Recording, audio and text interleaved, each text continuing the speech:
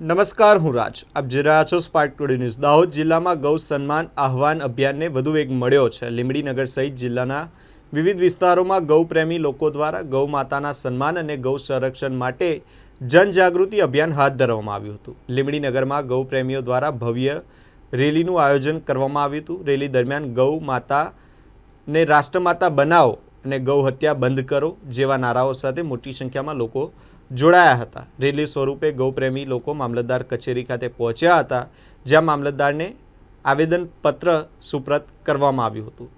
આ આવેદનપત્રમાં ગૌ માતાને રાષ્ટ્રીય સ્તરે સન્માન આપવામાં આવે, ગૌ હત્યા પર કડક પ્રતિબંધ મૂકવામાં આવે તેમજ ગૌવંશના સંરક્ષણ માટે કડક કાયદાકીય જોગવાઈ કરવામાં આવે તેવી માંગ કરવામાં આવી હતી. આ અભિયાનમાં મોટી સંખ્યામાં ગૌભક્તો, સામાજિક આગેવાનો અને સ્થાનિક નાગરિકોએ ઉત્સાહભેર ભાગ લીધો હતો.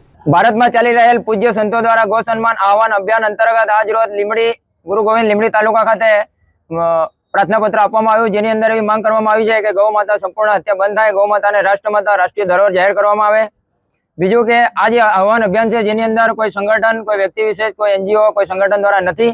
આ સંપૂર્ણ ભારત તમામ નાગરિકો દ્વારા છે, જેના પ્રમુખ છે વેદલક્ષણા ગૌ માતાજી અને નંદી ભગવાન. તો હવે સરકારશ્રીને એટલી નમ્ર અરજ અને અપીલ અને હાથ જોડીને વિનંતી કરીએ છીએ કે ગૌ માતાને રાષ્ટ્રમાતા તો રાષ્ટ્રીય ધરોહર જાહેર કરવામાં આવે. ગૌ માતાનું દેશની અંદર માન સન્માન જળવાય, જેને લઈને નીતિ આયોગ બને, જેને ઘાસચારાની નીતિ આયોગ બને અને ગૌ માતાની સંપૂર્ણ વ્યવસ્થા થાય. જો ગૌ માતા બચે તો પૃથ્વી બચે, પૃથ્વી બચેગા તો જીવ બચશે. દરેક માનવી અને દરેક મનુષ્ય, દરેક જીવ માટે ગૌ માતાને બચાવવા જરૂરી છે, જેને લઈને દરેક લોકોને એવી અમે અપીલ કરીએ છીએ, આહવાન કરીએ છીએ કે ગૌ માતાના સન્માનમાં જે આહવાન અભિયાન ચાલી રહ્યું છે જેને તમામ લોકો જોડાય અને એ આહવાનની અંદર ભાગ લે, જેને લઈને સરકાર દ્વારા એવી નીતિ અને કાયદા કાનૂન બનાવવામાં આવે કે આ ગૌ માતાની રક્ષા થાય, ગૌ માતા બચે. ગૌ માતા બચશે તો આ ધરતીના દરેક જીવો બચશે. જો અગર ગૌ માતા નાશ થશે તો આ પૃથ્વી અને આ દરેક જીવોનો નાશ થશે. જય શ્રી રામ, જય ગૌ માતા.